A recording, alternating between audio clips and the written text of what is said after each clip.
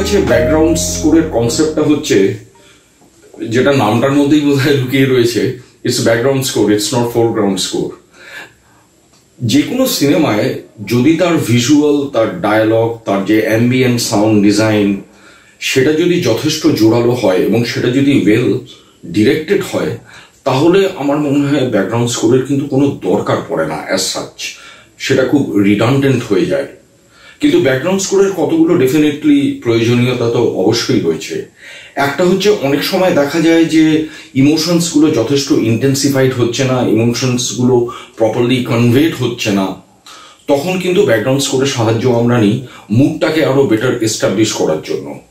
আরেকটা হচ্ছে গল্পের সূত্রটাকে ধরিয়ে দেওয়া। অনেক সময় আমরা যেটা করি, হয়তো কোনো একটা ঘটনা সিনেমার মধ্যে ঘটেছে, যার একটা কানেকশন রয়েছে পরে আরেকটা ঘটনার সঙ্গে, যাতে লোককে এই সূত্রটা ধরিয়ে দেওয়া যায়, যাতে বৃত্তটাকে শেষ করা যায়। আমরা হয়তো কোনো একটা মোটিভ কিংবা কোনো একটা থিম মিউজিক করলাম, সেটা বারবার একটা সিগনেচারের মতন, একটা লেট মোটিভের মতন ফিরে আসছে, এবং সেটা কিন্তু তখন সাহায্য করে লোককে কানেক্ট করতে, যে একটা পার্টিকুলার টিউন বাজলেই তখন মনে হবে, ও আচ্ছা, এবার বোধহয় তাহলে এরকম কিছু একটা হতে চলেছে। তো এছাড়া জাস্ট একটা সিনেমাকে ভরাট করে তোলার জন্য, ভরিয়ে দেওয়ার জন্য ব্যাকগ্রাউন্ড স্কোর করা, আমি সেটাতে ঠিক বিশ্বাস করি না। হয়তো অনেক সময় মেইন স্ট্রিম সিনেমার জন্য সেটা করতে হয়, এবং অনেক সময় দেখা যায় যে মেইন স্ট্রিম সিনেমাগুলো তৈরি করা হয়েছে ওইভাবে, যেটা আমার মাঝে মধ্যে একটু অস্বস্তিকর লাগে কিছু কিছু ক্ষেত্রে, যে ব্যাকগ্রাউন্ড স্কোরটা একটা ড্যামেজ কন্ট্রোল মেজার হিসেবে চলে আসে। যে একটা সিনেমা যথেষ্ট জোরালো ঠিকঠাকভাবে বানাতে পারেনি, হয়তো বানাতে পারতো, কিন্তু তখন দ্য এন্টায়ার প্রেশার সেটা চলে আসছে ব্যাকগ্রাউন্ড স্কোরের উপর, যে মিউজিক দিয়ে ধাক্কা দিয়ে বার করে দাও জিনিসটাকে। সেটাতে আমি খুব একটা বিশ্বাসী নই, সেটাতে আমার অস্বস্তিও লাগে, যদিও অনেক সময় আমাকে হয়তো সেটা করতে হয়।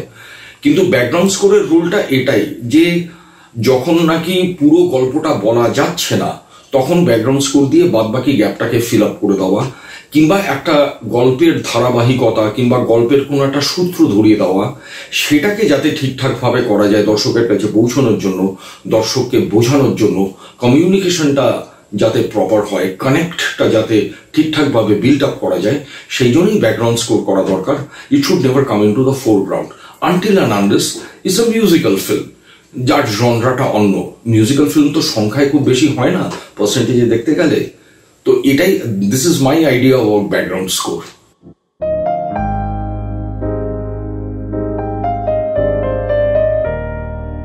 লাস্ট সেঞ্চুরির শুধু ব্যাকগ্রাউন্ড স্কোর নিয়ে বলাটা হয়তো একটু ডিফিকাল্ট, কারণ আমাদের বাংলা সিনেমা আগে যেগুলো বেশিরভাগই হতো, সেগুলো কিন্তু ব্যাকগ্রাউন্ড স্কোরের সঙ্গে গানের ভূমিকাটাও ভয়ঙ্কর ভাবে থাকতো। একটা সিনেমা তো আমার চট করে মনে পড়ছে, যেটাতে গান এবং ব্যাকগ্রাউন্ড স্কোর এমন সাংঘাতিকভাবে ইউজ করা হয়েছে, এবং সেখানে গানের রেফারেন্সগুলোকেও নিয়ে আসা হয়েছে। সেটা হচ্ছে গিয়ে গঙ্গা, রাজেন তরফদারের গঙ্গা। গঙ্গা সিনেমাটাতে সলিল চৌধুরী যেভাবে গানগুলোকে ব্যবহার করেছেন, এবং গানেরই ফ্লেভারটা রেখে পরে যে ব্যাকগ্রাউন্ড স্কোর যেভাবে করেছেন, সেটা কিন্তু তখনকার দিনে আমি বলবো এটা একটা অনবদ্য কাজ, এবং এটা একটা পাথ ব্রেকিং কাজ। মানে যে কোনো ফিল্ম স্টুডেন্ট কিংবা আমরা যারা সিনেমা নিয়ে কাজ করছি, সিনেমা জগতের সঙ্গে আমরা যারা যুক্ত আছি, সবার কিন্তু গঙ্গা সিনেমাটা এই একটা কারণে দেখা উচিত। আরেকটা সিনেমা, তবে একটা জিনিসটা মানে which has never been highlighted, সেইটা আমি ঠিক বলবো না। তার কারণ হচ্ছে গঙ্গা কিন্তু যথেষ্ট নাম করেছিল তখনকার দিনেও, এবং তখনকার দিনে যেটা হতো, যেটা বললাম, যে ব্যাকগ্রাউন্ড স্কোরটা না, বা এখন ভাষাটা অনেক পাল্টে গেছে। তখন কিন্তু ব্যাকগ্রাউন্ড স্কোরটাকে অনেক সময় একটু কার্পেটিং হিসেবেও হয়তো ইউজ করা হতো, কিন্তু বেশ কিছু মিউজিক ডিরেক্টর ছিলেন যারা কিনা ব্যাকগ্রাউন্ড স্কোরটাকে খুব সুন্দরভাবে মিনিংফুলি হয়তো ইউজ করতেন। যেমন সলিল চৌধুরী তো বটেই, সুধীন দাশগুপ্ত খুব সুন্দরভাবে ইউজ করতেন, এবং গানের মোটিভগুলোকেও মাঝে মধ্যে নিয়ে আসতেন। আরেকটা সিনেমা আমি বলবো যাতে একটা অদ্ভুত টাইপের ব্যাকগ্রাউন্ড স্কোর আছে, যেটা নাকি খুব ইন্টারেস্টিং সব সাউন্ডস দিয়ে করা হয়েছে, গানটা সেইভাবে হয়তো খুব একটা বেশি ব্যবহার করা হয়নি, সেটা হচ্ছে ঋত্বিক ঘটকের সুবর্ণরেখা। সুবর্ণরেখাতে একটা সিনেমা যেটা দেখে আমার মনে হচ্ছিল যে তার ব্যাকগ্রাউন্ড স্কোর আর তার সাউন্ড ডিজাইন দুটো এত সুন্দর মিলেমিশে গেছে যে আলাদাভাবে জিনিসটা স্টিক আউট করছে না, and it's flowing along with the story. তো এইটা অবশ্য ঋত্বিক ঘটক বলে শুধু না, তখনকার দিনের অনেকেই ঋত্বিক ঘটক বলো কি সত্যজিৎ রায়, মৃণাল সেন, এরা কিন্তু সাউন্ড ডিজাইন এবং ব্যাকগ্রাউন্ড স্কোরটা নিয়ে কিন্তু যথেষ্ট মাথা ঘামাতেন। এবং সত্যজিৎ রায় যেরকম এবং আমার মনে হয় ঋত্বিক ঘটকও, ওনারা কিন্তু সাউন্ড স্ক্রিপ্টিং করতেন। ওনাদের স্ক্রিপ্টের মধ্যে ফুটনোট লেখা থাকতো যে এই সিনটা যখন করব এর পেছনে এরকম শব্দ হবে। ওনারা কিন্তু সাউন্ডটাকেও একটা ব্যাকগ্রাউন্ড স্কোরের মতনই ব্যবহার করতেন। কাজেই আমি শুধু ব্যাকগ্রাউন্ড স্কোর নিয়ে না বলে বারবার সাউন্ড ডিজাইন কথাটাও বলছি। যেমন ঋত্বিক ঘটক মেঘে ঢাকা তারাতে ওই যে চাবুকের আওয়াজটা ইউজ করেছিলেন, সেটা কিন্তু মিউজিক দিয়েও হয়তো করা যেত, কিন্তু ইট ওয়াজ এ কনসিয়াস ডিসিশন যে একটা মেয়ে ওরকম অপমানিত হয়ে সিঁড়ি দিয়ে নেমে চলে যাচ্ছে, মানে মনে হচ্ছে as if she is being whipped. আজকের দিনে দাঁড়িয়ে ব্যাপারটা হয়তো একটু বেশি মেলোড্রামাটিক লাগে, কারণ সিনেমার ভাষা অনেক পাল্টে গেছে। কিন্তু তখন যখন ঋত্বিকবাবু এই সিনেমাটা করেছিলেন, তখন যে এটা উনি ভেবেছিলেন এবং খুব একটা স্বাভাবিক একটা প্রোপেন্সিটি থাকে তখন যে আমি ব্যাকগ্রাউন্ড স্কোর দিয়ে জিনিসটাকে, আমি হয়তো একটা বেদনার মিউজিক ইউজ করলাম, একটা স্যাড একটা মিউজিক ইউজ করলাম, কিংবা খুব একটা ইন্টেন্স একটা মিউজিক ইউজ করলাম। উনি কিন্তু সেসব কিছু না করে জাস্ট চুটি চ্যাটার চ্যাটার শব্দ মেয়েটা হেঁটে নেমে চলে যাচ্ছে, আর সুপ্রিয়া দেবী, আর ওদিকে চাবুকের শব্দটা ভেসে আসছে। তো এইগুলো কিন্তু খুব ইউনিক তখনকার দিনে বসে ভাবা জিনিসটা। আর ওনারাই এই ফাউন্ডেশন স্টোনগুলো লে করে গেছেন, যার উপর ইয়ে করেই আমরা এখন যা করার নিয়ে করে খাচ্ছি। এছাড়া আরেকটা সিনেমা, সেটা সত্যজিৎ রায়েরই সিনেমা। সত্যজিৎ রায়ের সিনেমার ব্যাকগ্রাউন্ড স্কোর নিয়ে লোকে প্রচুর যেগুলো আলোচিত হয়, তার মধ্যে চারুলতা আছে, ফেলুদা সিরিজটা রয়েছে, গুপি গাইন বাঘা বাইনটা বলবো না কারণ ওটা একটা মিউজিক্যাল। কিন্তু একটা সিনেমায় ঠিক এরকম ভাবেই এত আন্ডারস্টেটেড ব্যাকগ্রাউন্ড স্কোর এবং তার সঙ্গে মিলেমিশে গেছে সাউন্ড ডিজাইন, সেটা হচ্ছে গিয়ে কাপুরুষ মহাপুরুষের কাপুরুষ। কাপুরুষ সিনেমাতে এই যে বিভিন্ন কতগুলো মোমেন্ট রয়েছে, যে যেখানে নায়িকা রিয়েলাইজ করছে যে আমাকে নায়ক বিয়ে করবে না, ওর কাছে লাস্ট অ্যাপিল করতে এসছে। ও ছোট্ট একটা মেস ঘরে, নর্থ ক্যালকাটার একটা মেস ঘরে থাকে, এবং ওকে বলতে এসছে যে আমার কিন্তু বিয়ে ঠিক হয়ে গেছে, তুমি যা করার শিগগিরই করো। কিন্তু হঠাৎ ও একটা থম মেরে গেল, ও রিয়েলাইজ করে যে এ আমাকে বিয়ে করবে না। এতদিন ধরে আমাদের একটা সম্পর্ক চলেছে, কিন্তু ওর সেই মেরুদণ্ডটা নেই সবকিছু ব্রেক করে আমাকে বিয়ে করার। কি করেছেন, কি সুন্দর। তার আগে কিন্তু একটা খুব আন্ডারটোন, একটা চেরোর মতন জিনিস দিয়ে হয়েছে। ওই মুভমেন্টটা যখন এলো না, তখন কিন্তু ব্যাকগ্রাউন্ড স্কোরটা থেমে গেল। একটা হঠাৎ একটা প্রচন্ড একটা থম ধরা একটা স্তব্ধতা, এবং দূরে একটা ট্যাং ট্যাং ট্যাং ট্যাং ট্যাং ট্যাং করে একটা ট্রাম চলে যাচ্ছে, ট্রাম চলে যাওয়ার শব্দটা। এই যে এইগুলো কিন্তু খুব স্বাভাবিকভাবে সিনেমাতে যেরকম আসছে, কিন্তু এইগুলোর পেছনে কিন্তু একটা খুব সুপরিকল্পিত একটা ক্যালকুলেশন রয়েছে, একটা ডিজাইনিং রয়েছে, একটা কনস্ট্রাকশন রয়েছে। তো এইগুলো তখনকার দিনে কিন্তু হতো। আমার এই তিনটে সিনেমায়, আই এম শিওর এরকম আরো অনেক সিনেমা আছে, কিন্তু এখন দুম করে প্রশ্নটা এলো বলে আমার মাথায় আসছে না, কিন্তু এইগুলো আমাকে খুব হন্ট করে। এইগুলো বলা যেতে পারে তিতাস একটি নদীর নাম। তিতাস একটি নদীর নামে যে নেম কাস্টিং এ যে প্রথমেই অদ্ভুত, প্রথমে কিন্তু কোনো আওয়াজ নেই, কিছু নেই, জাস্ট একটা সাদা একটা স্ক্রিন দেখা যাচ্ছে, কিন্তু বোঝা যাচ্ছে ক্যামেরাতে একটা মুভমেন্ট হচ্ছে।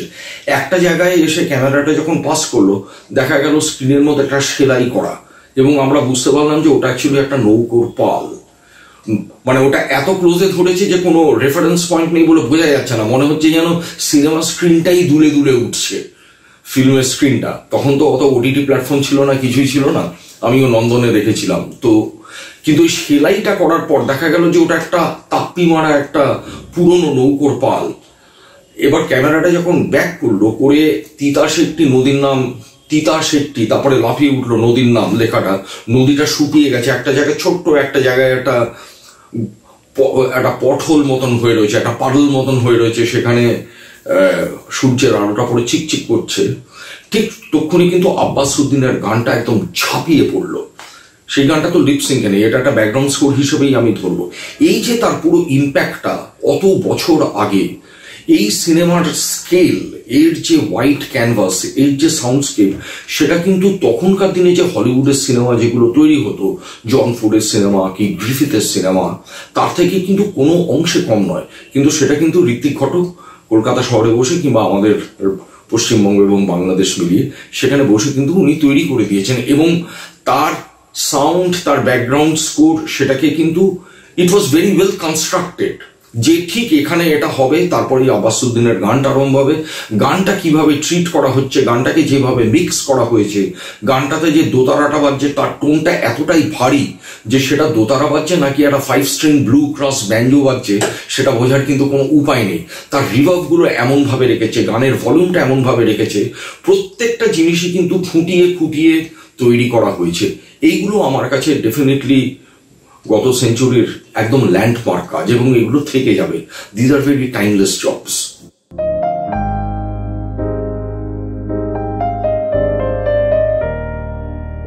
এখনকার সিনেমার ব্যাকগ্রাউন্ড স্কোর যদি বলতে হয়, প্রথমত একটা জিনিস বলা দরকার যে এখন কিন্তু ব্যাকগ্রাউন্ড স্কোরের কনসেপ্টটা অনেক চেঞ্জ করে যাচ্ছে।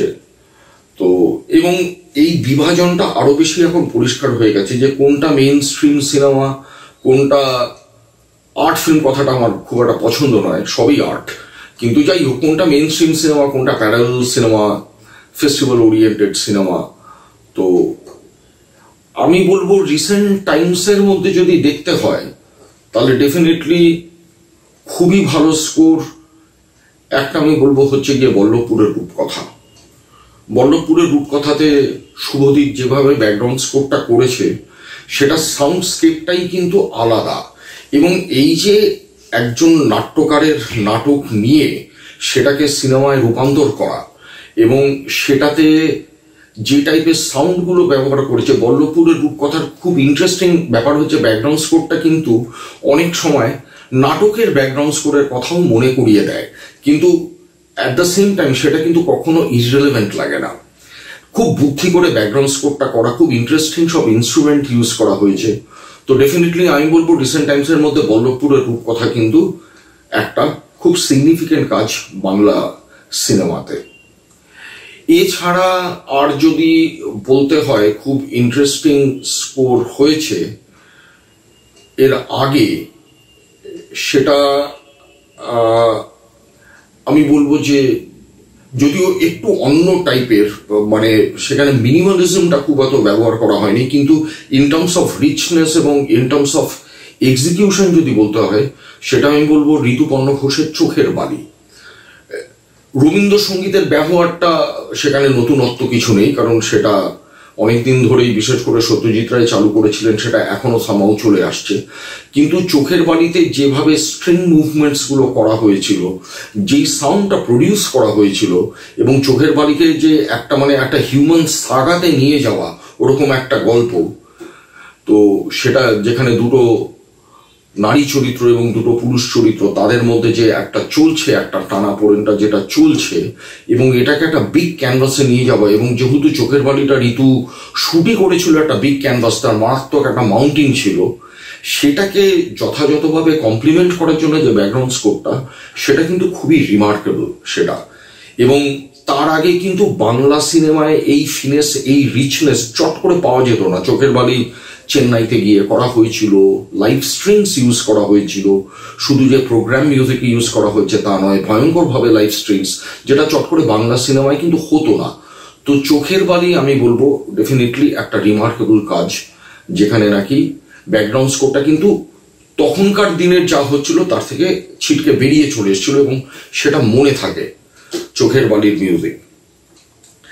এছাড়া আরেকটা বলবো, সেটা ঠিক সিনেমা নয় কিন্তু সেটা ওয়েব ফিল্মের জন্য একটা হিসেবে করা হয়েছে, সেটা কিন্তু সেটাতেও আবার খুব ইন্টারেস্টিং সব সাউন্ড ইউজ করা হয়েছে।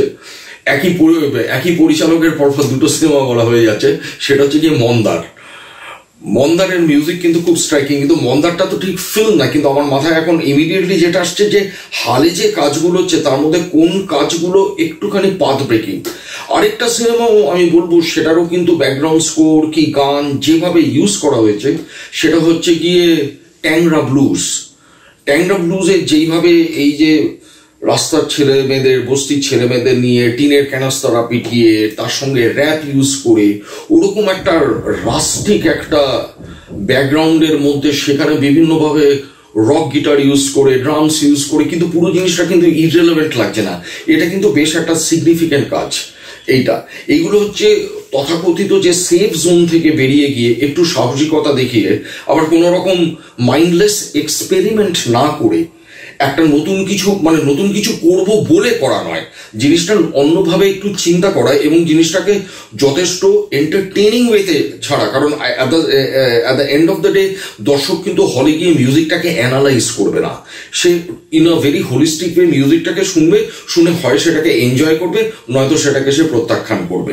তো সেই দিক থেকে আমার মনে হয় ট্যাংরা ব্লুজও কিন্তু রিসেন্ট টাইমসের মধ্যে বেশ একটা ইন্টারেস্টিং কাজ।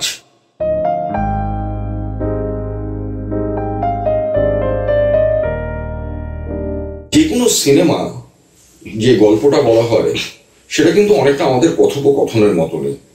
মানে আমরা যেমন দুজনে হয়তো কথা বলছে, আমরা কিন্তু কথা বলি, খানিকক্ষণ চুপ করে থাকি, আবার কথাটা হয়। তো যখন আমরা চুপ করে থাকি তখন কি জীবনটা থেমে যায়? তখন কি চলে না? তা তো নয়। অনেক সময় দেখা যায় যখন আমরা চুপ করে থাকি তখন তার আগে যেই কথাগুলো বলেছিলাম সেগুলো কিন্তু অনেক বেশি মিনিংফুল হয়ে উঠছে, আর সেটা কিন্তু খুব সুন্দর একটা প্রেক্ষাপট তৈরি করছে পরের কি কি কথা হতে পারে সেগুলোকে জন্ম দেওয়ার জন্য। যেটা ইংরেজিতে একটা খুব সুন্দর একটা টার্ম আছে, প্রেগনেন্ট পজ, যেটাকে বলে যে it is giving birth to the next session of sound. Background স্কোরের ক্ষেত্রেও তাই। ব্যাকগ্রাউন্ড স্কোর ইনফ্যাক্ট আমি যখন ব্যাকগ্রাউন্ড স্কোর করি অনেক সময় ডিপেন্ডিং অন দ্য ফিল্ম আমার যেটা মাথায় আসে যে কোথায় কোথায় মিউজিক দেব না আমি, that becomes more important a decision, that becomes more sensitive a decision. যে না, এইখানটা আমি ইচ্ছে করে মিউজিক দেব না। এই যে মিউজিক হতে হতে ফাট করে বন্ধ হয়ে গেল কিংবা সাইলেন্ট হয়ে গেল, that silence has got a much higher decibel level than if I had given music there. তো এটা একটা খুব ক্রিটিক্যাল ডিসিশন যে আমি একটা সিনেমা যখন করছি তাতে আমি সাইলেন্স কিভাবে ইউজ করব। আমাদের এখানে যে বেশিরভাগ বাংলা সিনেমা হয় সেখানে কিন্তু সাইলেন্সের খুব একটা ব্যবহার চট করে করা হয় না। তার কারণ হচ্ছে স্ক্রিপ্টিংগুলোই এমনভাবে করা থাকে যে হয়তো সেখানে সাইলেন্স দিলে দেখা যাবে it is doing more damage than good, মানে সিনেমার ওভারঅল এনার্জিটা ড্রপ করে যাচ্ছে কিংবা সাইলেন্সটা খুব মিনিংফুলি কনভেট হচ্ছে না। ফিল্মে যদি সাইলেন্স ইউজ করতে হয় সেটা কিন্তু অনেকটা আমার মনে হয় তার ডিসিশনটা কিন্তু স্ক্রিপ্টের লেভেলেই তৈরি হয়ে যায়, স্ক্রিপ্টের মধ্যেই সেটা লুকিয়ে থাকে। It is up to the people who are working on the script যে সেটাকে কিভাবে ঠিক করে বার করে আনবে, সেটাকে কিভাবে এলিউসিডেট করবে যে না এই জায়গাটা না আমি সাইলেন্সের উপর রাখবো।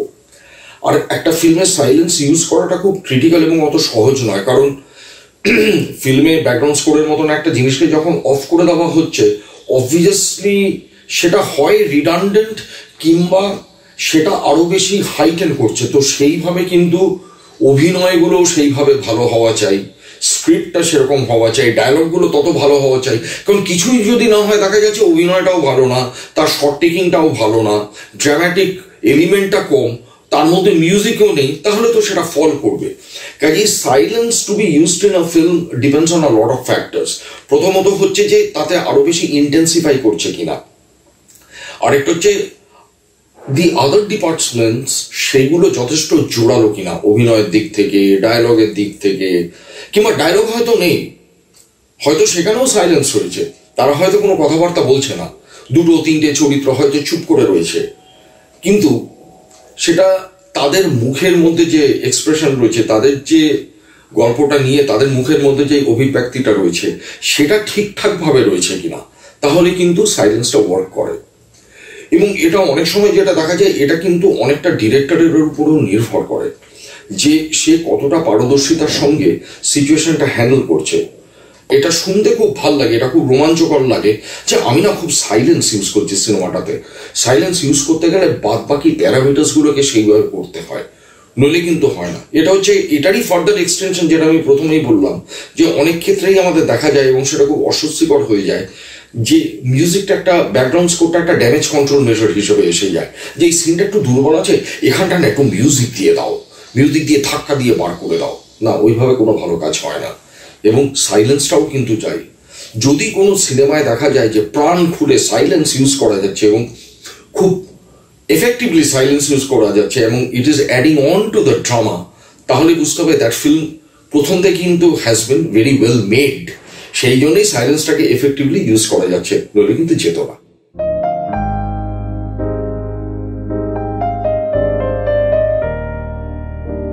ব্যাকগ্রাউন্ড স্কোর আমার যেটা প্রথমত খুব প্রথম, আমি ক্রোনোলজিক্যালি বলি, প্রথম সিনেমার যেটা আমার ব্যাকগ্রাউন্ড স্কোর খুব চ্যালেঞ্জিং মনে হয়েছিল সেটা হচ্ছে ফড়িং। ফড়িংয়ের গল্পটার 70% প্রায় হচ্ছে গিয়ে কলকাতার বাইরে, নর্থ বেঙ্গলের ওখানে একটা সেমি গ্রাম মতন জায়গা, একদম গন্ডগ্রাম বলবো না, কিন্তু সেখানে, আর বাদ বাকিটা হচ্ছে কলকাতা শহরে। কিন্তু ফড়িংয়ের ব্যাকগ্রাউন্ড স্কোরে কিন্তু আমি যেহেতু সেটা নর্থ বেঙ্গলে, কিন্তু সেই জন্য যে আমি একটা উত্তরবঙ্গের দোতারা ইউজ করব কিংবা তার সঙ্গে সোকল ফোক মিউজিক ইউজ করব, সেটা কিন্তু আমি করিনি।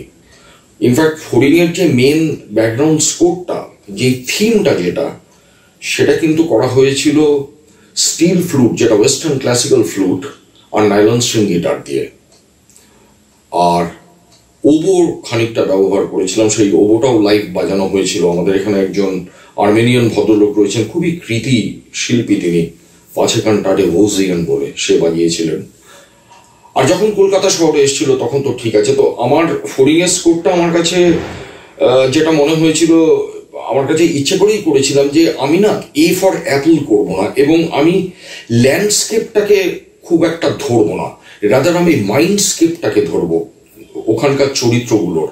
মানে এমনভাবে একটা মিউজিক করব যেটা এতটাই এলিমেন্টারি এবং তার সুরটা এতটাই বেসিক যে সেটা কলকাতা শহরে হতে পারে, সেটা শিলিগুড়ির কাছে কোথাও একটা হতে পারে, আবার সেটা ক্যাসাব্লাঙ্কাতেও হতে পারে, মারাকেশেও হতে পারে, কিংবা নাইজেরিয়াতেও হতে পারে। It does not matter, it all depends on যে মিউজিকটা কতটা এলিমেন্টারি, কতটা বেসিক। এমন একটা টিউন যার ওয়েস্টার্ন ইস্টার্ন বলে কিছু হয় না, it's just a tune which will just resonate in your mind, এবং তোমার ইমোশনটাকে পোর্ট্রে করছে কিনা। তো আমার প্রথম থেকেই সেটা একটা ইয়ে ছিল যে আমি মাইন্ডস্কেপটাকে ধরবো, আমি ল্যান্ডস্কেপটাকে ধরবো না। তো টেকনিক্যালি অ্যাপ্রিসিয়েশনটা সাধারণ দর্শকের থেকে আমি এক্সপেক্ট করি না। ইনফ্যাক্ট সেটা না করাই ভালো, কারণ আমি যদি দেখি যে দর্শকের মনে নানান রকম টেকনিক্যাল প্রশ্ন আসছে আর দর্শকও অ্যানালাইজ করতে শুরু করছে যে আচ্ছা এখানটা প্রবুদ্ধ কি করলো, এখানটা কি সাউন্ড করলো, তাহলে কিন্তু আমি বলবো তারা মিউজিকটাকে এনজয় করছে না, এবং সেটা আমার ফেলিওর। তারা ওভারঅল জিনিসটাকে নেবে, তারা সামগ্রিকভাবে মিউজিকটাকে গ্রহণ করবে কিংবা সেটাকে প্রত্যাখ্যান করবে। তো টেকনিক্যালি আমি এক্সপেক্ট করি না যে লোকে, হ্যাঁ টেকনিক্যালি বলে, কারা বলে, আমার যারা কলিগ রয়েছে, মিউজিশিয়ান রয়েছে, কারণ তারাও আমারই মতন, তারা খানিকটা মিউজিকটা এনজয় করে আর বাদ বাকিটা তারা অ্যানালাইজ করে, হলে বসে বসেই অ্যানালাইজ করে যে ওই দেখ এখানটা এই ইনস্ট্রুমেন্টটা ইউজ করেছে, এখানে তালটাকে ভাঙলো, এখানটা একটা টোনিক শিফট হলো। আমিও করি এটা। তো তারা যখন বলে তো ন্যাচারালি ইট ইস কোয়াইট এক্সপেক্টেড যে তারা তো এইগুলো বলবে যে এখানটা করেছি সেটা আমার ভাল লেগেছে, কিংবা এটা আমার ভাল লাগেনি, এটা কেন করলি, কিংবা এটা কেন করলেন, এটা ঠিক পছন্দ হয়নি। কিন্তু ফড়িংয়ে যেটা হয়েছিল, লোকের যেটা আমার মনে হয় লোকে যেটা এনজয় করেছিল সেটা হচ্ছে গিয়ে খুব একটা বেসিক লেভেলের মিউজিক, যেটা দিয়ে নিজেদের ইমোশনগুলোকে তারা আইডেন্টিফাই করতে পারছে, এবং সেটা তখন আর কোনো একটা পার্টিকুলার দেশের যন্ত্রের সঙ্গে অ্যাসোসিয়েটেড হচ্ছে না যে এটা কি একটা বিদেশি যন্ত্র, এটা কি একটা দেশি যন্ত্র, সেটা কিন্তু ম্যাটার করছে না। যেটা ম্যাটার করছে ওভারঅল সাউন্ডটা যেটা আসছে সেটা ইমোশনটাকে স্টার আপ করছে কিনা, সেটা ইমোশনটার সঙ্গে কানেক্ট করছে কিনা, আর সেটার যথাযথ প্রাসঙ্গিকতা আছে কিনা সিনেমাটার গল্পের সঙ্গে। তো এই গেল ফড়িং। আরেকটা কাজ আমার তারপর ডেফিনেটলি খুবই চ্যালেঞ্জিং লেগেছিল, সেটা হচ্ছে কৌশিক গাঙ্গুলির নগর কীর্তন। নগর কীর্তনের মিউজিক যখন, সেটা আমার কৌশিকের সঙ্গে প্রথম সিনেমা, এবং কৌশিক আমাকে ফোন করে বলে তুমি আগে সিনেমাটা দেখো, সিনেমাটা দেখে তুমি ডিসাইড করো যে তুমি এটা করবে কি করবে না। তো অবভিয়াসলি আমি নগর কীর্তন 10 মিনিট দেখার মাথাতেই আমি ডিসিশন নিয়েছিলাম এটা করব।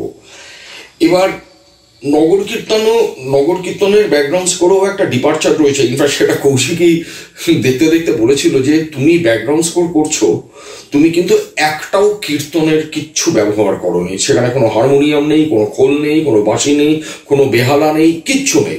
হ্যাঁ কীর্তন যখন হয়েছে সেটা পিওরেস্ট ফর্মে এসছে নগর কীর্তনের কীর্তন যখন, কিন্তু সেটা তো আমার কাছে ব্যাকগ্রাউন্ড স্কোর নয়, সেটা আমার কাছে সাউন্ড, কারণ সেখানে তো দেখাচ্ছে কীর্তনটা গাইছে, যদিও সেই কীর্তন পরে ব্যাকগ্রাউন্ড স্কোরও ইউজ করেছি, কিন্তু সেটা একদম পিওর ফর্ম, সেখানে কোনো ফিউশন এসব করিনি।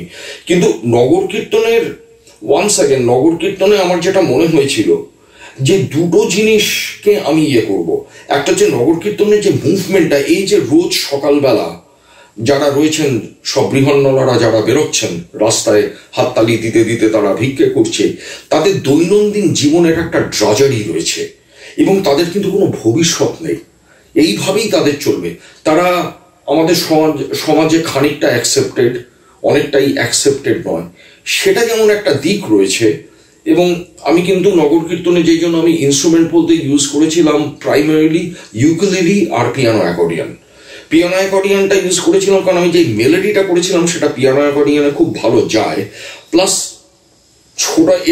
এটা হচ্ছে আমার বয়সের লোকেরা ভালো বুঝতে পারবে। আমরা যে ছোটবেলা থেকে কলকাতা শহরে বড় হয়ে উঠেছি এবং আমরা যে বিভিন্ন শব্দ শুনেছি কিংবা বিভিন্ন যে পুরনো বাংলা আধুনিক গান, এই টার্মটা আমার খুবই ইন্টারেস্টিং লাগে, একদিকে পুরনো একদিকে আধুনিক, পুরনো বাংলা আধুনিক গান এইগুলো যে আমরা শুনি, এইগুলোর মধ্যে কিন্তু পিয়ানো অ্যাকর্ডিয়নের ভয়ঙ্কর একটা ব্যবহার আছে। এবং জানি না, এটা হয়তো আমার খুব একটা ব্যক্তিগত অনুভূতি, কিন্তু আমার কেন জানি মনে হয় কলকাতা শহরটার সঙ্গে পিয়ানো অ্যাকর্ডিয়নের খুব একটা গভীর একটা যোগ আছে।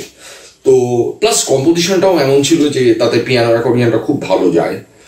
আর গল্প যে আরেকটা দিক, যে একটা মানুষ তার বাইরের খোলসটা হচ্ছে পুরুষের, কিন্তু তার ভেতরটা হচ্ছে একটা নারী সত্তা, তার মধ্যে একটা খুব জোরালো একটা নারী সত্তা, এবং সে সেটাকেই রেকগনাইজড হতে চায়, তার বাইরের চেহারাটা দিয়ে নয়, তার এই যে বেদনাটা, এবং সে আরেকটা পুরুষকে ভালোবাসছে, নারী হিসেবেই ভালোবাসছে, এইটাকে কিভাবে ফুটিয়ে তোলা যায়। এবং সেটার জন্য আমি কোনো কীর্তনের ইনস্ট্রুমেন্ট ব্যবহার করিনি, আমি ব্যবহার করেছি এসরাজ। নগর কীর্তনের পরের দিকে একটা সাউন্ডস্কেপে একটা খুব ইন্টারেস্টিং পার্ট রয়েছে, সেটা হচ্ছে প্রচুর ব্যাকআপ ভোকালস রয়েছে, এবং সেই ব্যাকআপ ভোকালসগুলো কিন্তু আমি সিনেমাতে যারা অভিনয় করেছেন সেই সব বৃহন্নলা তাদেরকে দিয়েই আমি করিয়েছি।